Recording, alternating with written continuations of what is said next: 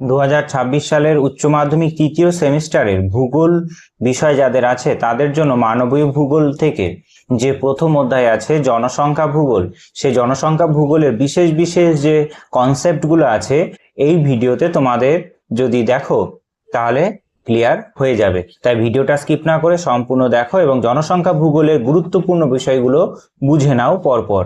এই জনসংখ্যার মধ্যে একটি গুরুত্বপূর্ণ শব্দ হলো ডেমোগ্রাফি বা জনমিতি।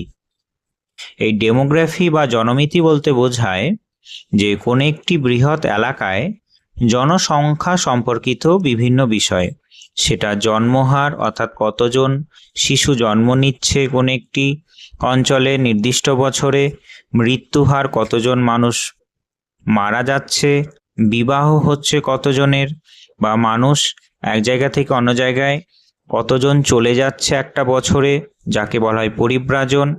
জনসংখ্যার গঠনের মধ্যে পড়বে নারী পুরুষের অনুপাত, শিক্ষার হার, কর্মক্ষম জনসংখ্যা, নির্ভরশীলতার অনুপাত। এই যাবতীয় বিষয়গুলো যে এখানে বর্ণনা করা হয় তাকে বলা হয় ডেমোগ্রাফি বা জনমিতি, অর্থাৎ জনসংখ্যা সম্পর্কিত বিভিন্ন বিষয়ের রাশিমাত্রিক বিশ্লেষণ করা হয়। ডেমোগ্রাফি শব্দটি এসেছে দুটি গ্রিক শব্দ, ডেমোস যার অর্থ জনগণ আর গ্রাফিন যার অর্থ হলো বর্ণনা। এই দুই শব্দের সমন্বয় থেকেই ডেমোগ্রাফি শব্দটা এসেছে। এই ডেমোগ্রাফি শব্দটার মূল উপাদান কি কি আছে? জন্ম বা প্রজনন হার। জন্ম বা প্রজনন হার কোন একটি অঞ্চলে নির্ভর করে সেই অঞ্চলের আর্থিক অবস্থার উপরে। কেমন? যদি সেই অঞ্চলে মেয়েদের অল্প বয়সে বিবাহ হয়, তারপরে মেয়েদের শিক্ষার হার অনেক কম থাকে, তারপরে যদি সংযুক্ত পরিবার থাকে এবং নারীর অধিকার যদি সীমিত থাকে, তাহলে কোন একটি অঞ্চলে জন্মহার অধিক থাকবে। এর ঠিক বিপরীত হলে, অর্থাৎ নারী শিক্ষা ভালো, আর্থিক দিক থেকে সে অঞ্চলে মানুষ অনেকটা উন্নত, মানুষ পরিবার পরিকল্পনা নিয়ে সচেতন, তাহলে সেই জায়গায় জন্মহার বা প্রজনন হার অনেকটাই কম থাকবে। যেমন আমাদের ভারতের থেকে আফগানিস্তানে জন্মহার অনেকটাই বেশি, কারণ সেখানে মেয়েদের শিক্ষার হার অনেক কম। আবার আমাদের ভারতের থেকে জাপানে জন্মহার আরও কম। আমাদের ভারতের তুলনায় জাপানে শিক্ষার হার এবং পরিবার পরিকল্পনা সেখানকার মানুষের অনেকটা বেশি। এরপরে মরণশীলতা বলতে বোঝায় যে কোনো একটি পরিস্থিতি যা মানুষকে মৃত্যুর দিকে ঠেলে দিচ্ছে, সেটা বয়সজনিত কারণ হতে পারে মৃত্যু, তারপরে দুর্ভিক্ষ, মহামারী, যুদ্ধ, এই সমস্ত কারণে যখন মানুষ মারা যায় তখন তাকে বলা হয় মরণশীলতা। এবার মরণশীলতা নির্ভর করে সেই অঞ্চলের অর্থনৈতিক অবস্থার উপরে। যদি চিকিৎসা ব্যবস্থা ভালো থাকে, মানুষ যদি স্বাস্থ্য সচেতন হয়, তাহলে মানুষ সহজে মারা যাবে না। এটাই হলো মরণশীলতা। তারপর আছে পরিব্রাজন। পরিব্রাজন বলতে বোঝায় মানুষ তার নিজস্ব প্রয়োজনে যখন এক স্থান থেকে অন্য স্থানে স্থায়ী বা অস্থায়ীভাবে চলে যায়। এবার মানুষ কেন চলে যায়? কোনো তার নিজস্ব অঞ্চল থেকে তার নিজস্ব একটা কারণ আছে, অর্থাৎ মানুষ যে অঞ্চল থেকে চলে যায় সেটাকে বলা হয় উৎস অঞ্চল। আর উৎস অঞ্চল থেকে মানুষকে যেতে বাধ্য করে কিছু কিছু পুশ ফ্যাক্টর বা কোনো বিকর্ষণ শক্তি। যেমন হতে পারে কোনো অঞ্চল থেকে মানুষ চলে যায়, চিকিৎসা ব্যবস্থা ভালো নয়, তারপরে শিক্ষা এবং কর্মসংস্থান তেমন উন্নত নয়, তারপরে প্রাকৃতিক বিপর্যয়, দুর্যোগ চলতে থাকে সেই এলাকায়, তাই মানুষ সেই জায়গা ছেড়ে একটি গন্তব্য অঞ্চলে বা ডেস্টিনেশন প্লেসে যায়। আর ডেস্টিনেশন প্লেসে যাওয়ার জন্য মানুষকে টানে হলো পুল ফ্যাক্টর, যেমন ভালো কর্মসংস্থানের সুযোগ, তারপরে প্রাকৃতিক দুর্যোগ তেমন হয় না, চাষবাস ভালো হয়,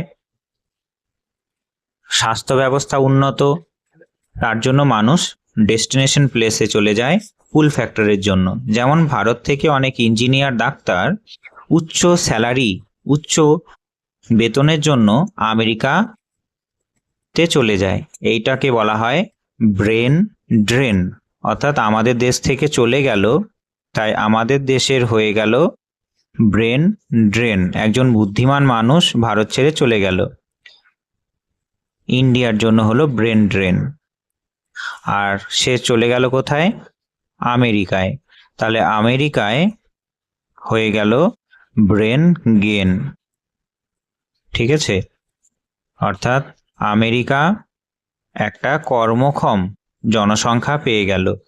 এই পরিব্রাজন জনমিতিরই একটা অংশ। এরপর আছে জনসংখ্যার গঠন। জনসংখ্যার গঠনের মধ্যে কোন একটি দেশের লিঙ্গ অনুপাত অর্থাৎ নারী পুরুষের অনুপাত কেমন আছে।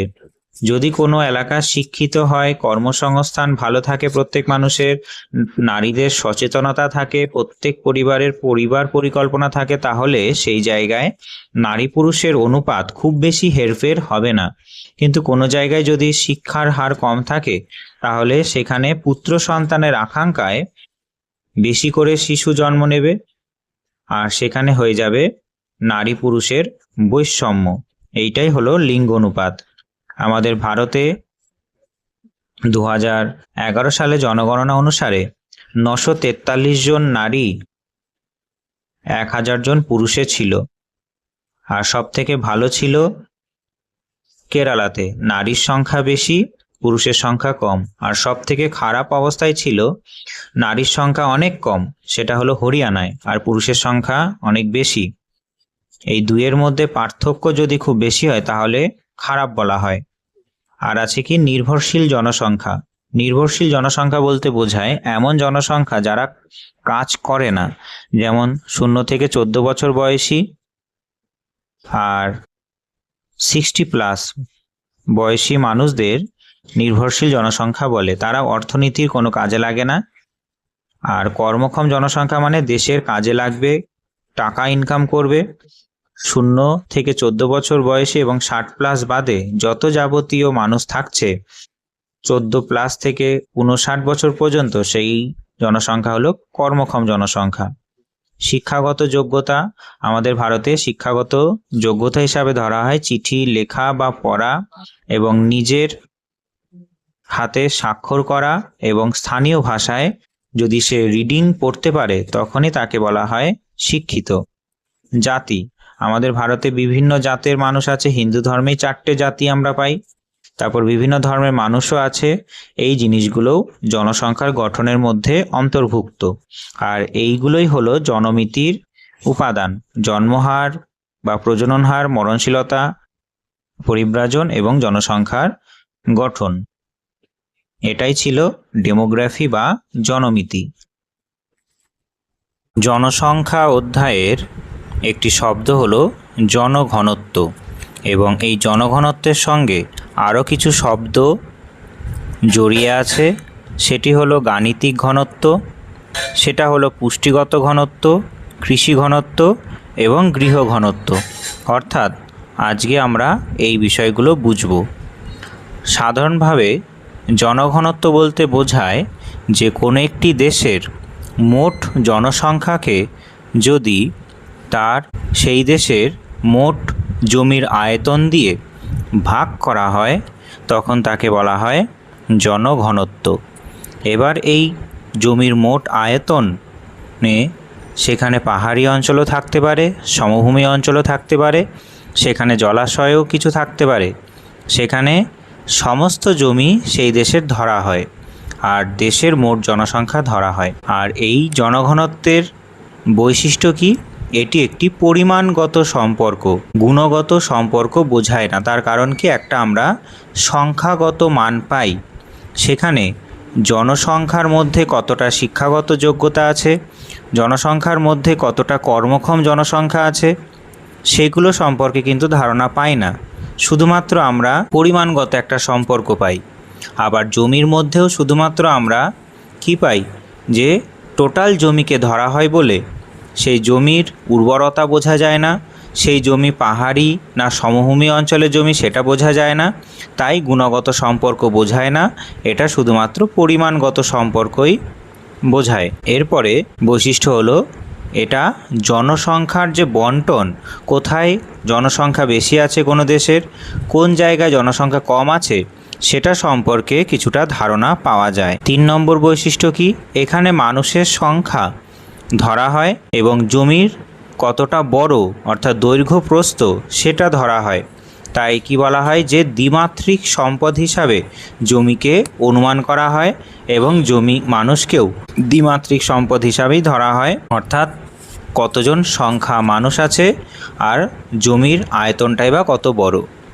4 নম্বর বৈশিষ্ট্য আমরা বলতে পারি যে জমির ওপর কতটা চাপ আছে সেটা নিয়ে ধারণা কিছুটা করা যায়। কারণ কোনো একটি ছোট্ট জায়গায় যদি জনঘনত্ব বেশি হয় তাহলে মনে করতে হবে যে সেই জায়গায় জনঘনত্ব অনেক বেশি আর জমির ওপর চাপও বেশি, অল্প জমি কিন্তু মানুষের পরিমাণ বেশি। তাই এটা হলো আমরা বুঝতে পারি যে জমির যে চাপ, জমির ওপর কতটা চাপ সেটা নিয়ে ধারণা করা যায়। জনঘনত্ব বেশি হলে কোনো জায়গায়, ছোট্ট জায়গায়, তাহলে জমির চাপ বেশি, আর জনঘনত্ব কম হলে তাহলে জমির চাপ কম। অর্থাৎ এইখানে জমির চাপ কতটা আছে সেটা নিয়ে ধারণা পাওয়া যায়।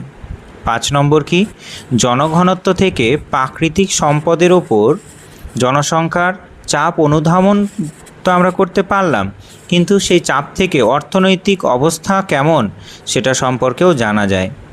আবার তার সঙ্গে সঙ্গে আমরা কিন্তু এটা জানতে পারি না যে সেইখানকার মানুষের মাথাপিছু আয় কতটা, জীবনযাত্রার মান কতটা উন্নত সেখানকার মানুষের, এবং সেইখানে কেমন উৎপাদন হচ্ছে জমির ওপরে সেটাও কিন্তু আমরা জানতে পারি না।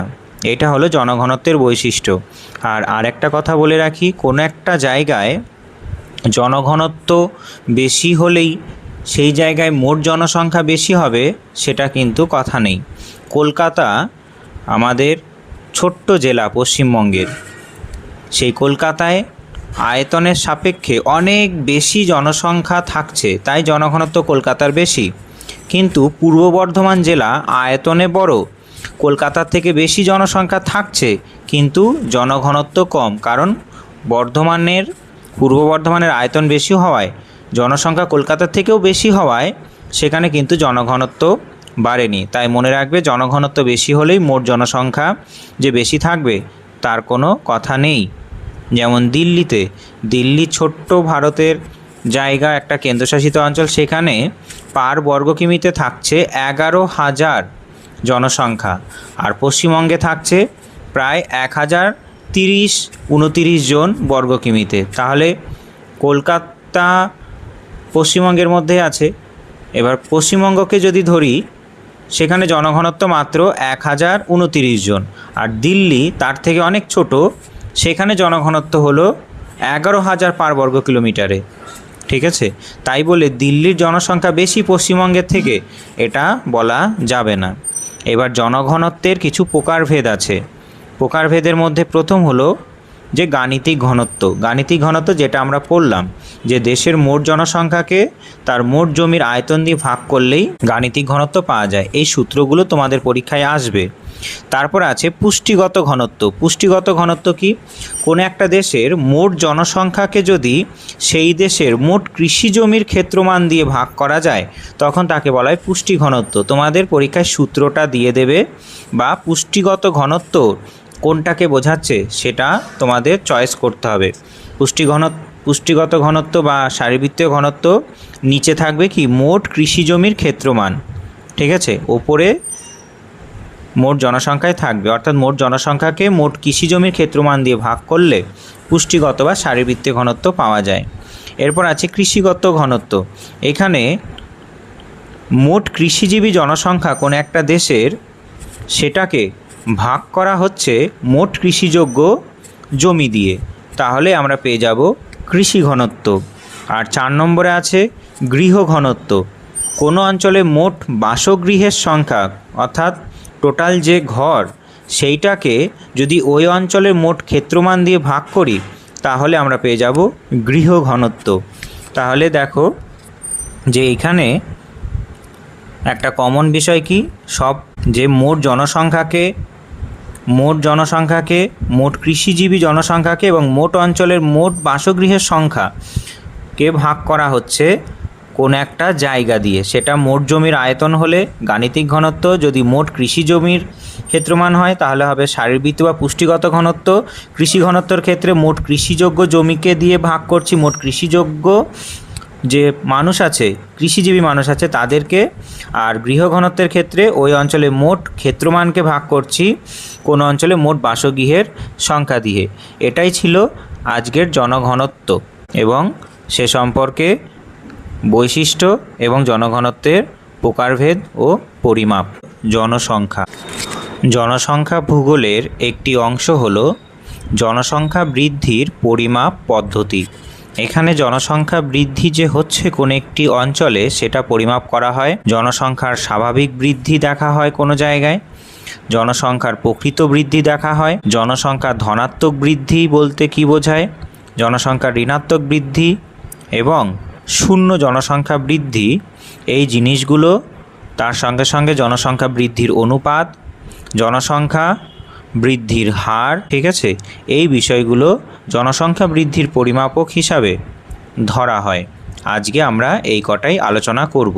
দেখো, জনসংখ্যার স্বাভাবিক বৃদ্ধি বলতে কি বোঝায়, যে কোনো একটি নির্দিষ্ট অঞ্চলে এক বছরে কতজন শিশু জন্ম নিল এবং কতজন মারা গেল, এই দুটো সংখ্যাকে যদি মাইনাস করি তাহলে আমরা জনসংখ্যার স্বাভাবিক বৃদ্ধি সেই অঞ্চলে পেয়ে যাব।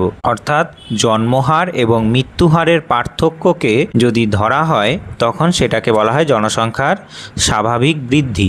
এখানে কিন্তু অন্য দেশ থেকে কতজন এলো এবং আমাদের দেশ থেকে কতজন চলে গেল, অর্থাৎ পরিব্রাজন হলো, সেটা কিন্তু ধরা হয় না। এটা হলো জনসংখ্যার স্বাভাবিক বৃদ্ধি। এরপরে জনসংখ্যার প্রকৃত বৃদ্ধিতে কি করা হচ্ছে, সূত্রটা হলো কোনো একটি নির্দিষ্ট অঞ্চলে কতজন শিশু জন্ম নিল এবং কতজন মানুষ মারা গেল, এই সংখ্যার সঙ্গে যোগ করা হয় আমাদের দেশ থেকে কতজন গেল এবং আমাদের দেশে কতজন এলো তার পার্থক্যকে যোগ করা হয়। অর্থাৎ কোন একটা দেশে বা ভারতে জন্মেছে এক বছরে কোনো একটা ছোট্ট অঞ্চলে 100 জন, মারা গেছে 20 জন, তাহলে 100 জন মাইনাস 20 জন করলে কত দাঁড়ালো, 80 জন। প্লাস করব অভিবাসন আমাদের দেশ থেকে গেল 50 জন, আর আমাদের দেশে এলো 50 জন, আর আমাদের দেশ থেকে গেল 70 জন। তাহলে 50 আর 70 যদি করি তাহলে কত হবে, -20। তাহলে জনসংখ্যার প্রকৃত বৃদ্ধি কত হবে, যে 80 থেকে 20 মাইনাস করলে যেটা হয় সেটা হবে 60 জন। অর্থাৎ আমাদের দেশের এক বছরে জনসংখ্যার যদি প্রকৃত বৃদ্ধি ধরা হয় তাহলে কত হবে, 60 জন। কিন্তু যদি স্বাভাবিক বৃদ্ধি এই সূত্র অনুযায়ী ধরা হয়, জন্মহার 100 জন আর মৃত্যুহার 20 জন, তাহলে স্বাভাবিক বৃদ্ধি কতজন হলো, 80 জন। ঠিক আছে, এইটা হলো জনসংখ্যার প্রকৃত বৃদ্ধি এবং স্বাভাবিক বৃদ্ধি। অভিবাসন বলতে আমাদের দেশে কতজন এলো, আর পূর্বাসন মানে আমাদের দেশ থেকে কতজন চলে গেল। এইটাকে, অভিবাসনকে বলা হয় ইংরেজিতে ইমিগ্রেশন, আর প্রবাসনকে ইংরেজিতে বলা হয় এমিগ্রেশন। ঠিক আছে, একটা হলো ইমিগ্রেশন আর একটা হলো এমিগ্রেশন।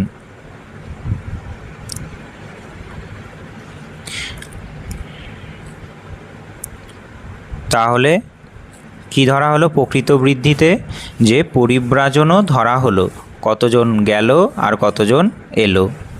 এর দ্বারাই জনসংখ্যার প্রকৃত বৃদ্ধি দ্বারাই কোন একটা দেশের জনসংখ্যার যে আসল পরিবর্তন হয় তার চিত্র বোঝা যায়।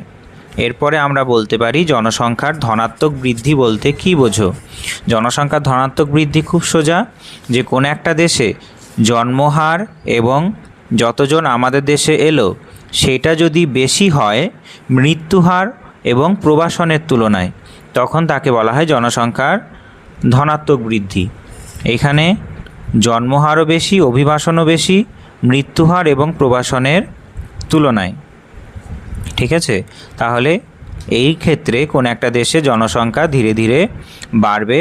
আর এই বিষয়টা কোথায় দেখা যায়? সাধারণভাবে উন্নয়নশীল দেশ, যে দেশগুলো এখনও উন্নত হচ্ছে ধীরে ধীরে, সেই দেশে এই যে ধনাত্মক বৃদ্ধিটা বেশি করে দেখা যায়। এরপরে আছে জনসংখ্যার ঋণাত্মক বৃদ্ধি। জনসংখ্যার ঋণাত্মক বৃদ্ধি কখন হবে? যখন জন্মহার এবং অভিবাসন দুই কম হবে মৃত্যুহার এবং প্রবাসনের তুলনায়। অর্থাৎ কোনো দেশে মৃত্যুহার বেশি, আবার দেশ ছেড়ে চলে যাচ্ছেও বেশি, সেটা যদি বেশি হয় জন্মহার এবং অভিবাসনের তুলনায়, তখন সেটা হবে জনসংখ্যার ঋণাত্মক বৃদ্ধি। কোথায় দেখা যায়? জাপান এবং জার্মানি দেশের, অর্থাৎ উন্নত দেশগুলোতে এটা বেশি করে দেখা যায়। আর জনসংখ্যা ধনাত্মক বৃদ্ধি কোথায় দেখা যায়? যে উন্নয়নশীল দেশ যেমন ভারত, বাংলাদেশ, এই দেশগুলোতে জনসংখ্যা ধনাত্মক বৃদ্ধি দেখা যায়। এইটার যদি ছবি আঁকো তাহলে কেমন হবে ছবিটা? এটা যদি একটা ডায়াগ্রাম এঁকে দেখানো যায় জনসংখ্যার ধনাত্মক বৃদ্ধি, তখন ছবিটা হবে এই রকম। এটা হলো নিচের সময়, আর এটা হলো সময়, আর উপরে এই ওয়াই অ্যাক্সিসে হবে জনসংখ্যা। ঠিক আছে, এবার জনসংখ্যা ধনাত্মক বৃদ্ধি অর্থাৎ জনসংখ্যা এরকম করে বাড়ছে, আর এটা হলো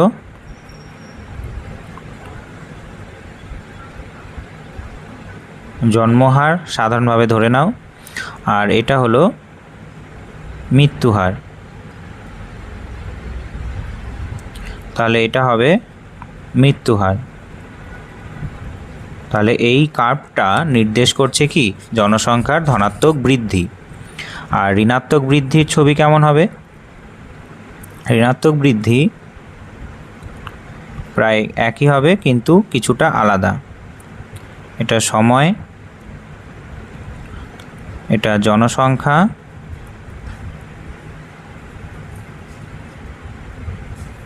এখানে জনসংখ্যা অধ্যায়ের একটি অংশ হলো জনসংখ্যা বৃদ্ধির নিয়ন্ত্রক হিসাবে পরিব্রাজন বা মাইগ্রেশন। এই মাইগ্রেশন বা পরিব্রাজন থেকে আমরা পড়ব যে পরিব্রাজন কি, পরিব্রাজনের কারণগুলো কি কি, পুশ ফ্যাক্টর এবং পুল ফ্যাক্টর কি কি হয়, নিট পরিব্রাজন বলতে কি বোঝো, পরিব্রাজন প্রবাহ বলতে কি বোঝো, স্থূল পরিব্রাজন কি, পরিব্রাজন ভারসাম্য কি, উৎস অঞ্চলে পরিব্রাজনের ইতিবাচক এবং নেতিবাচক প্রভাব, এবং তার সঙ্গে পড়ব গন্তব্য অঞ্চলের ইতিবাচক এবং নেতিবাচক প্রভাব। পরিব্রাজন হলো জনসংখ্যা ভূগোলের এমন একটি অংশ যেটা নির্দেশ করে মানুষ তার নিজের যে বাসস্থান বা বাসভূমি সেখান থেকে অন্য স্থানে গমন করে কোনো বিশেষ উদ্দেশ্যের জন্য। সেটা হতে পারে ভালো কর্মসংস্থান, ভালো শিক্ষা, ভালো স্বাস্থ্য, সেই কারণে। আর নিজের যে বাসভূমি ছিল সেখানে এই ফেসিলিটিগুলো পায় না বলে মানুষ তার নিজস্ব সেই বাসস্থান ত্যাগ করে। এর কারণ হিসাবে আমরা যদি দেখি যে পরিব্রাজনের ক্ষেত্রে দুটো অঞ্চল থাকে, একটা হলো অরিজিন প্লেস আর একটা হলো ডেস্টিনেশন প্লেস। অরিজিন প্লেসকে বলা হয় উৎস অঞ্চল আর ডেস্টিনেশন প্লেসকে বলা হয় গন্তব্য অঞ্চল। মানুষ তার যে নিজের বাসভূমি ত্যাগ করছে সেই কারণগুলোকে বলা হয় পুশ ফ্যাক্টর বা বিকর্ষণ শক্তি। আর যে গন্তব্য অঞ্চলে যাচ্ছে তারও কিছু কারণ থাকছে যেটাকে বলা হয় আকর্ষণ শক্তি। মানুষ তার নিজের বাসস্থান যখন ছেড়ে যাচ্ছে তাকে বলা হয় এমিগ্রেশন বা প্রবাসন, আর যে গন্তব্য অঞ্চলে পৌঁছালো তাকে বলা হয় ইমিগ্রেশন বা অভিবাসন। এবার পরিব্রাজনের কারণ হিসাবে আমরা একটা ডায়াগ্রাম খুব সহজে বুঝে নিই। পরিব্রাজনের একটা উৎস অঞ্চল থাকে, উৎস অঞ্চলকে বলা হয় অরিজিন প্লেস। এই অরিজিন প্লেস থেকে মানুষ যে চলে যাচ্ছে সেখানে কিছু পুশ ফ্যাক্টর বা বিকর্ষণ শক্তি কাজ করে, ঠিক আছে। এবার সেই বিকর্ষণ শক্তির জন্যই মানুষ তার নিজের জায়গা ত্যাগ করে, যাকে বলা হয় প্রবাসন। আর সেই জায়গা ত্যাগ করা মানুষ যদি বুদ্ধিমান হয়, শিক্ষিত ডাক্তার ইঞ্জিনিয়ার হয় বা কর্মক্ষম মানুষ হয়, অর্থাৎ কাজ করতে পারে এমন মানুষ হয়, তাহলে তাকে বলা হয় কি, সে যে দেশ ছেড়ে চলে গেল, আমাদের দেশ ছেড়ে যেমন ভারতীয় ডাক্তার ইঞ্জিনিয়ার আমেরিকায় চলে যায়, তাই আমাদের দেশের জন্য হয়ে যায় ব্রেন ড্রেন বা মেধাবী প্রবাহ। এই ব্রেন ড্রেন কোথায় হয়? এক উন্নয়নশীল দেশ আমাদের মতো এবং অনুন্নত দেশ থেকে মানুষ ভালো সুযোগ সুবিধার জন্য চলে যায়। কোথায় যায়? গন্তব্য অঞ্চল বা ডেস্টিনেশন প্লেসে। কী জন্য যায়? কিছু পুল ফ্যাক্টর বা আকর্ষণ শক্তির জন্য। এই আকর্ষণ শক্তি কোনগুলো? ভালো শিক্ষা, ভালো স্বাস্থ্য, ভালো কর্মসংস্থান, ভালো কাজ, এইগুলো। আর সেই জায়গায় যে চলে যাচ্ছে সেই গন্তব্য অঞ্চলের জন্য সেটাকে বলা হয় অভিবাসন বা ইমিগ্রেশন। সেই জায়গায় যেহেতু বুদ্ধিমান মানুষ চলে গেল, শিক্ষিত মানুষ চলে গেল, সেই দেশের জন্য হয়ে যায় ব্রেন গেন বা মেধা লাভ।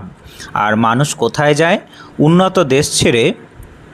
উন্নয়নশীল দেশ ছেড়ে উন্নত দেশেই চলে যায়। এইটা ছিল পরিব্রাজনের একটা ডায়াগ্রাম, যেটা দিয়ে তোমরা খুব সহজেই বুঝে গেলে। এরপরে আমরা দেখব যে পরিব্রাজনের কিছু পুল ফ্যাক্টর বা আকর্ষণ শক্তি কী কী হতে পারে। আকর্ষণ শক্তি মানে আমাকে আকর্ষণ করছে কোনো গন্তব্য অঞ্চলে যাওয়ার জন্য। কোন কোন কারণ হতে পারে? যে উচ্চ আয় আছে, আমি যে কাজটা করি সেই জায়গায় গেলে উচ্চ আয় বা প্রচুর স্যালারি পাবো। যেমন ভারতীয় ডাক্তার ইঞ্জিনিয়ার জীবনযাত্রার আরও উন্নতির জন্য তারা আমেরিকায় চলে যায়, ঠিক আছে। এইটা একটা আকর্ষণ শক্তি হবে। আবার কোনো শহর থেকে আরও বড় শহরে মানুষ চলে যায় শিক্ষার সুযোগে, বা সেই শহর থেকে আরও বড় শহরে যায়, বা বড় শহর থেকে অন্য বিদেশে চলে যায় শিক্ষার সুযোগে, আরও ভালো শিক্ষা পাওয়ার জন্যে বিদেশি বিশ্ববিদ্যালয়ে ভর্তি হয়। লাভজনক পেশার জন্য মানুষ তার নিজের বাসভূমি ত্যাগ করে অন্য জায়গায় চলে যায় বলে। পুল ফ্যাক্টর কোথায় কাজ করছে? ডেস্টিনেশন বা গন্তব্য অঞ্চলে মানুষ যে যাচ্ছে সেইটাকে বোঝাচ্ছে। কেন যাচ্ছে? অনুকূল ভৌগোলিক পরিবেশ, দুর্যোগ বিপর্যয় কম, শরীরের জন্য জলবায়ুটা ভালো, জমির প্রাপ্যতা, খুব অল্প জমির দাম, মনোরম জলবায়ু থাকতে পারে, আর স্বাচ্ছন্দ্যপূর্ণ জীবনযাপনের আশা প্রভৃতি কারণে মানুষ তার নিজের যে অরিজিন প্লেস সেটা ত্যাগ করে গন্তব্য অঞ্চলে চলে যায়। অর্থাৎ এইগুলো হলো গন্তব্য অঞ্চলের আকর্ষণ শক্তি। এই লোভে মানুষ তার নিজস্ব বাসভূমি ছেড়ে গন্তব্য অঞ্চলে চলে যায়। আর বিকর্ষণ শক্তি কী কী কাজ করতে পারে? বিকর্ষণ শক্তি হিসাবে হতে পারে অসামাজিক কাজকর্ম, চুরি, ডাকাতি, রেপ, ধর্ষণ, এই সমস্ত কার্যকলাপ যদি চলে। যদি দেশে যুদ্ধ এবং দেশভাগ হয় তাহলে মানুষ ত্যাগ করতে পারে নিজস্ব বাসভূমি। যেমন আমাদের দেশে হয়েছিল 1947 সালে। খাদ্য বা পানীয় জলের অভাব যদি থাকে, খাদ্য সংকট দেখা দেয়, ঘন ঘন জলের অভাব আছে, মানুষ সেই জায়গা ছেড়ে চলে যাবে। তারপরে সেই জায়গার মানুষের যদি স্বল্প আয় হয়, অনুন্নত জীবনযাত্রা হয়, তাহলেও মানুষ সেই জায়গা ত্যাগ করে চলে যাবে। তারপরে আছে প্রাকৃতিক দুর্যোগের প্রকোপ বৃদ্ধি, ঝড় ঝঞ্ঝা, বন্যা, সুনামি, এই প্রকোপ বৃদ্ধির জন্য মানুষ সেই জায়গা ত্যাগ করতে পারে। রাজনৈতিক অস্থিরতা মানে বলতে বোঝায় যে সরকার কোনো কাজ ঠিকঠাক করে না, সরকার ঘন ঘন পাল্টে যায়, বিদেশি আক্রমণের প্রবণতা আছে, তাহলে মানুষ তার নিজের দেশ ছাড়তেও বাধ্য হয়। এরপরে আমরা দেখব যে পরিব্রাজন সংক্রান্ত কিছু শব্দ বা পরিভাষা। প্রথম শব্দ আছে যে নিট পরিব্রাজন। এই নিট পরিব্রাজন বলতে বোঝায় কি? যে একটা নির্দিষ্ট সময়ে একটা দেশে যতজন এলো বা ইমিগ্রেশন বা ইন হলো, ইমিগ্রেশনটা মনে রাখবে ইন, ঠিক আছে। ইনপুট হলো, ইনপুট মানে ধরে নাও এলো কোনো দেশে, সেটাকে বলা হয় ইমিগ্রেশন। তাহলে মোট অভিবাসন কতজন হলো, আর প্রবাসন মানে এমটি হয়ে গেল, এমটি দিয়ে মনে রাখবে এমিগ্রেশন। তাহলে সেই দেশে আমাদের দেশে ধরে নাও আমাদের দেশে কতজন এলো, মোট অভিবাসন হলো, আর কতজন গেল, এই দুটো যখন আমরা পার্থক্য দেখব তখনই তাকে বলা হবে কি নিট পরিব্রাজন। আমাদের দেশে এলো 100 জন আর গেল 50 জন, তাহলে নিট পরিব্রাজন কত হবে 50 জন, 100 - 50 50 জন। এরপরে বলেছে মাইগ্রেশন স্ট্রিম বা পরিব্রাজন প্রবাহ। এই পরিব্রাজন প্রবাহ বলতে বোঝায় যে উৎস অঞ্চল, অরিজিন প্লেস, অরিজিন এবং ডেস্টিনেশন, এই অরিজিন প্লেস থেকে মানুষ ডেস্টিনেশনে গেল, আবার ডেস্টিনেশন থেকে অরিজিন প্লেসে এলো, অর্থাৎ উৎস অঞ্চল থেকে গন্তব্য অঞ্চলে মানুষ কতবার এলো এবং গেল একটা নির্দিষ্ট সময়ের মধ্যে, এইটাকেই বলা হয় পরিব্রাজন প্রবাহ। অর্থাৎ কেউ কলকাতায় গেছে মাসে 10 বার, আবার বাড়িও ফিরে এসছে 10 বার, তাহলে এই যে 10 এলো গেল, এইটাই হলো পরিব্রাজন প্রবাহ। বা কেউ পশ্চিমবঙ্গ থেকে গুজরাটে গেছে 10 বার, আবার গুজরাট থেকে বাড়ি এসেছে পশ্চিমবঙ্গে 10 বার, তাহলে এইটাই হলো পরিব্রাজন প্রবাহ। অরিজিন প্লেস এবং গন্তব্য অঞ্চলে মানুষ কতবার এলো এবং গেল। ধরে নাও একজন ব্যক্তি বা ছাত্র দিল্লিতে কাজের বা পড়াশোনার সূত্রে থাকে, সে তার নিজস্ব বাসভূমি কলকাতায় 1 বছর বা নির্দিষ্ট সময় যতবার গেল এবং এলো, এটাকে বলা হয় পরিব্রাজন প্রবাহ। এরপর আছে স্থূল পরিব্রাজন। স্থূল পরিব্রাজন বলতে বোঝায় যে কতজন এলো এবং কতজন গেল, এই দুটো যোগফলকে বলা হয় কি স্থূল পরিব্রাজন বা গ্রস মাইগ্রেশন। কোনো দেশে কতজন এলো কতজন গেল, এই দুটো যদি যোগ করি তাহলেই হয়ে যাবে স্থূল পরিব্রাজন।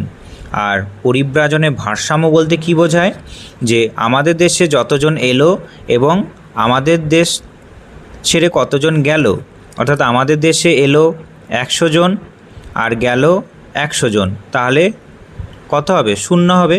এইটাকে বলা হয় পরিব্রাজনের ভারসাম্য। অর্থাৎ অভিবাসন এবং প্রবাসনের পার্থক্য যদি 0 হয় তাকেই বলা হয় পরিব্রাজনের ভারসাম্য। এরপরে আমরা দেখব যে মাইগ্রেশনের বা পরিব্রাজনের ফলে উৎস অঞ্চল এবং গন্তব্য অঞ্চলে যে উভয় জায়গাতেই কী পড়ে, গভীর প্রভাব পড়ে। এবার সেই প্রভাবগুলি হতে পারে অর্থনৈতিক, সামাজিক, রাজনৈতিক এবং ডেমোগ্রাফিক, ঠিক আছে। জনসংখ্যার গঠনগত অনেকটা পরিবর্তন হয়, যেটা কিছুটা ইতিবাচক কিছুটা নেতিবাচক দুই হতে পারে। এই যে ইতিবাচক এবং নেতিবাচক প্রভাব উৎস অঞ্চল এবং গন্তব্য অঞ্চল, সেটা কি কি? প্রথমে আমরা দেখব যে উৎস অঞ্চলে প্রভাব। উৎস অঞ্চল হলো সেই জায়গা যেখান থেকে মানুষ চলে যাচ্ছে, যেমন গ্রামীণ এলাকা হলো উৎস অঞ্চল, যেটা অনুন্নত অঞ্চল। সেখান থেকে মানুষ কোথায় যাচ্ছে, উন্নত শহর অঞ্চলে। তাহলে গ্রামীণ অঞ্চলে কি কি প্রভাব পড়বে? গ্রামীণ অঞ্চলে প্রভাব পড়বে ইতিবাচক প্রভাব, অর্থাৎ ভালো দিক কী হতে পারে, এবার যে মানুষটা গ্রাম থেকে চলে গেল শহরে, সে শহরে কাজ করবে, এবার কাজ করার টাকা পয়সা তার পরিবার যে গ্রামে আছে সেখানে পাঠাবে, সেইটাকে বলা হয় রেমিট্যান্স বা অর্থের আগমন। অর্থাৎ পরিযায়ী যে ব্যক্তিরা আছে তাদের পরিবারকে গ্রামে রেখে যায় আর তারা কাজ করে বাইরে, তাহলে কাজ করে যে উপার্জন হবে সেই টাকা তাদের গ্রামে পাঠাবে। পরিবারের যে ভরণ পোষণ, ঋণ মুক্তি, সন্তানদের পড়াশোনা এবং পাকা বাড়ির তৈরির কাজ হয় সেই টাকা দিয়ে, তাহলে গ্রামীণ অর্থনীতি এক্ষেত্রে কী হবে, চাঙ্গা হবে। এরপরে দ্বিতীয় ইতিবাচক দিক কি, অতিরিক্ত জনসংখ্যার অঞ্চল থেকে যদি মানুষ চলে যায় কর্মসংস্থানের না পাওয়ার জন্য, তখন মানুষ চলে গেলে সম্পদের ওপর যেমন জমি, জল, চাপ কিছুটা কমবে, আর যে সমস্ত মানুষরা রয়ে গেল তারাও কর্মসংস্থান পাবে, কারণ বেশি জনসংখ্যার চাপের জন্য মানুষ সবাই কর্মসংস্থান পাচ্ছিল না। এবার মানুষ যদি চলে যায় তাহলে কর্মসংস্থান বাকি মানুষরা পাবে, জনসংখ্যার চাপ কমবে। আর তৃতীয় একটা ইতিবাচক দিক কি, বেকারত্ব হ্রাস পাবে। অর্থাৎ কাজের খোঁজে যে শ্রমিকরা আছে, উদ্বৃত্ত শ্রমিক যারা কাজ পাচ্ছে না, তারা যদি বাইরে চলে যায় তাহলে স্থানীয় স্তরে যে ছদ্ম বেকারত্ব আছে সেটা কমবে। অর্থাৎ ছদ্ম বেকারত্ব বলতে কি বোঝায়, যে কোনো পরিবারে 1 বিঘা জমি আছে, সেই 1 বিঘা জমিতে কাজ করার জন্য 2 জন মানুষই যথেষ্ট, কিন্তু সেই জমিতে কাজ করছে প্রায় 5 জন মেম্বার সেই জমিতে কাজ করছে। তারা মনে করছে যে আমরা কাজ করছি, কিন্তু 3 জন এখানে এক্সট্রা কাজ করছে, 3 জনের জরুরি নেই এখানে, তাই 3 জন এখানে কি থাকবে, ছদ্ম বেকারত্ব হয়ে থাকবে যতক্ষণ না এই 1 বিঘা জমি ছেড়ে চলে যাচ্ছে। তাই 3 জন যদি চলে যায় অন্য জায়গায় কাজ করার জন্য, তাহলে কি হবে, ছদ্ম বেকারত্ব হ্রাস পাবে। এরপরে আছে নেতিবাচক প্রভাব, অর্থাৎ উৎস অঞ্চলে নেতিবাচক প্রভাব কি হতে পারে। উৎস অঞ্চলে নেতিবাচক প্রভাব হবে যে যদি দক্ষ শ্রমিক এবং কর্মক্ষম শ্রমিক হয়, তারা যদি উচ্চ আয়ের আশায় চলে যায়, তাহলে সেই গ্রামীণ এলাকা বা শহরে এলাকা কি হবে, অনেকটা খালি হয়ে যাবে শিক্ষিত বুদ্ধিমান মানুষের। তাহলে এখানে কি হতে পারে, যে শিক্ষিত বুদ্ধিমান মানুষ সেই এলাকায় কমে যাবে, আর শুধু কারা পড়ে থাকবে, যে বৃদ্ধ নারী শিশুরা পড়ে থাকবে, যার ফলে সেই এলাকাটা আর্থিক দিক থেকে দুর্বলও হতে পারে। যাকে আমরা বলছি যে শিক্ষিত বুদ্ধিমান চলে যাওয়া কোনো শহর থেকে বিদেশে, সেইটাকে বলা হয় কি, ব্রেন ড্রেন। এরপরে কৃষি উন্নয়ন যেটা হতো সেই এলাকায়, সেটাও দুর্বল হয়ে যেতে পারে, কারণ গ্রামের দক্ষ পুরুষ শ্রমিকরা বাইরে কাজ করতে চলে যাচ্ছে, যার ফলে অনেক সময় চাষের জমি আর চাষ না করে পতিত হিসাবেই পড়ে থাকে। ঠিক আছে, দক্ষ পুরুষ শ্রমিক চলে গেছে, চাষবাস কে করবে, মহিলারা কিছুটা করার চেষ্টা করবে, কিন্তু তারা অতটা সক্ষম নাও হতে পারে। এরপরে বলেছে সামাজিক ও মানসিক প্রভাব, অর্থাৎ পরিবারের যে মূল উপার্জনকারী আছে দূরে থাকায় নারীদের ওপর অতিরিক্ত পারিবারিক দায়িত্ব চেপে বসে, এবং বয়স্ক যারা আছে তারা একাকিত্ব ভোগেন। এটাও একটা সমস্যা যে উৎস অঞ্চলের। ঠিক আছে, অর্থাৎ একাকিত্ব ভোগেন মানে দেখা গেল যে কোনো বৃদ্ধ বাবা মা আছে, তার সন্তান যদি বাইরে কাজে চলে যায়, সেই বৃদ্ধ বাবা মা ছেলেকে না দেখার জন্য একটা মানসিক চাপে থাকবে। তারপরে স্ত্রীরাও, যেহেতু তার স্বামী বাইরে চলে গেছে, বিপদে আপদে তাকে কে রক্ষা করবে, তার সন্তানকে কে রক্ষা করবে, সেইটার জন্য তারা মানসিক চাপে ভোগে। এরপরে আমরা দেখব গন্তব্য অঞ্চলে এর প্রভাব কি হতে পারে। গন্তব্য অঞ্চলে ইতিবাচক প্রভাব কি হতে পারে। ইতিবাচক প্রভাব হতে পারে যে গন্তব্য অঞ্চল সেই জায়গা যেখানে মানুষ গিয়ে পৌঁছায়, যেমন বড় শহর বা শিল্পাঞ্চল বা উন্নত দেশ। ইতিবাচক দিক কি, যে বড় শহর বা শিল্পাঞ্চল খুব সহজেই সস্তা এবং পর্যাপ্ত শ্রমিক পাবে। ঠিক আছে, কারণ বাইরে থেকে আসা শ্রমিকদের কারণে গন্তব্য অঞ্চলে সস্তায় প্রচুর শ্রমিক পাওয়া যাবে। এর ফলে নির্মাণ কাজ, শিল্প, কলকারখানা এবং সেবা ক্ষেত্রের কী হবে, দ্রুত বিকাশ ঘটবে। তারপরে গন্তব্য অঞ্চলে অর্থনৈতিক সমৃদ্ধিও হতে পারে। নতুন প্রতিভাশালী যে দক্ষ মানুষরা এসছে তারা কাজ করলে দেশের আয় বাড়বে, অর্থাৎ সামগ্রিকভাবে দেশের যে গ্রস ডোমেস্টিক প্রোডাক্ট বা জিডিপি, দেশের আয় সেটা বৃদ্ধি হবে, কারণ তারা নতুন দক্ষ বুদ্ধিমান বলে আরও ভালো করে সেই কাজটা করতে পারবে। ঠিক আছে, কাজ করার মানুষ পাবে সেই শহর এলাকাটা। এরপরে বলেছে যে সাংস্কৃতিক মিশ্রণ, অর্থাৎ বাইরে থেকে আসা মানুষের সঙ্গে গন্তব্য অঞ্চলের মানুষের একটা সাংস্কৃতিক মিশ্রণ তৈরি হয়। গন্তব্য অঞ্চলের মানুষরা কি করে, যে উৎস অঞ্চলের মানুষদের সঙ্গে সংস্পর্শে থেকে কালচারের একটা, সংস্কৃতির একটা বিনিময় চলে। যেমন উৎস অঞ্চলের মানুষরা গন্তব্য অঞ্চলের মানুষের কিছু পোশাক আশাক, খাদ্য অভ্যাস এইগুলো গ্রহণ করতে পারে, আবার গন্তব্য অঞ্চলের মানুষদের দেখে উৎস অঞ্চলের মানুষরা তাদের পোশাক আশাক, খাদ্য অভ্যাস বা ভাষা এইগুলো কিছুটা গ্রহণ করতে পারে, যার ফলে একটা মাল্টি কালচারাল পরিবেশ তৈরি হয়, যা নতুন চিন্তাভাবনা ও জীবনযাত্রার বিকাশও ঘটায়। এর নেতিবাচক প্রভাব কি হতে পারে। নেতিবাচক প্রভাব হতে পারে কোনো একটা শহরে হঠাৎ করে যদি প্রচুর মানুষ যায় পরিব্রাজন করে, তাহলে সেইখানে জনবিস্ফোরণ, আর সেইখানে তো লিমিটেড বা যে সম্পদ আছে, লিমিটেড যে সম্পদ আছে তার উপর হঠাৎ করে চাপ বাড়বে, জনবিস্ফোরণ হয়ে যাবে, বাসস্থানের চাহিদা বাড়বে, পানীয় জল, বিদ্যুৎ, পরিবহন, ড্রেনেজ ব্যবহারের ওপর প্রচণ্ড চাপ পড়বে জনসংখ্যা বেড়ে যাওয়ার কারণে। তার ফলে দূষণ বাড়তে পারে, তার ফলে সেখানে যানজট তৈরি হতে পারে, হসপিটাল, স্কুলের ওপর চাপ বাড়তে পারে, ঠিক আছে। আর বস্তির সৃষ্টিও পরিবেশ দূষণ হতে পারে, অর্থাৎ অল্প বয়সী যারা যুবক আছে তারা যেহেতু বাইরে কাজ করতে গেছে, তারা তো হঠাৎ করেই প্রচুর স্যালারি পাবে না, তারা হয়তো যে স্যালারি পাবে সেটা দিয়ে তারা ঘর ভাড়া নিয়ে থাকতে পারছে না, তাই তারা সরকারি জমিতে ঝুপড়ি বা বস্তি তৈরি করে সেখানে থাকছে অস্থায়ীভাবে। এর ফলে জল, বায়ু দূষণ বৃদ্ধি পায়, আনহাইজেনিক কন্ডিশনে তারা থাকার কারণে তাদের শারীরিকও অনেক সমস্যা হতে পারে, ঠিক আছে। এরপরে হতে পারে কি সামাজিক সমস্যা বা অপরাধ প্রবণতা। গন্তব্য অঞ্চলে যে মানুষরা আসছে তারা সবাই ভালো কাজ পায় না, যার ফলে কর্মহীনতা এবং চরম অর্থনৈতিক সংকটেও ভোগে। তাই তারা কি করে, চুরি, ছিনতাই এবং অন্যান্য যে অপরাধমূলক কর্মকাণ্ড আছে সেখানে হঠাৎ করে বেড়ে যেতে পারে। যেমন বাংলাদেশ থেকে ভারতে অনেক মানুষ চলে আসে, অনুপ্রবেশ করে। তারা কি করতে পারে যে তারা ভারতে এসে কাজ পাওয়ার জন্যই আসে, কিন্তু কাজ না পেলে তাদের মধ্যে অপরাধ প্রবণতা বাড়তে পারে, ঠিক আছে। তাই অনুপ্রবেশ যদি হয়, পরিব্রাজন যদি হয়, সেটা সবসময় ভালো নাও হতে পারে। বোঝা গেছে? অর্থাৎ শিক্ষিত বুদ্ধিমান মানুষ ঠিকঠাক কাজ পেল তাহলে পরিব্রাজন ভালো। যদি অনেকটা শিক্ষিত নয়, কম শিক্ষা তার আছে, তাহলে তারা বিভিন্ন ধরনের অপরাধমূলক কাজ তুলে নিতে পারে। আর স্থানীয় সংস্কৃতির সঙ্গে দ্বন্দ্ব হতে পারে। মাঝে মাঝে যে বহিরাগত মানুষ আছে স্থানীয় মানুষদের কালচারের সঙ্গে মেলে না, আবার স্থানীয় মানুষদের যে চাকরির সুযোগ সুবিধা ছিল সেইটা তারা আবার কেড়ে নেয়, যার ফলে চাকরির সুযোগ সুবিধা, তারপরে অন্যান্য হসপিটাল, স্কুলের যে বেড সেটাও তো অনেকটা ভর্তি হয়ে যাবে। তাহলে সেইখানে কী হবে, ভাষাগতও যেমন সমস্যা হবে এবং আঞ্চলিক দ্বন্দ্বও তৈরি হবে।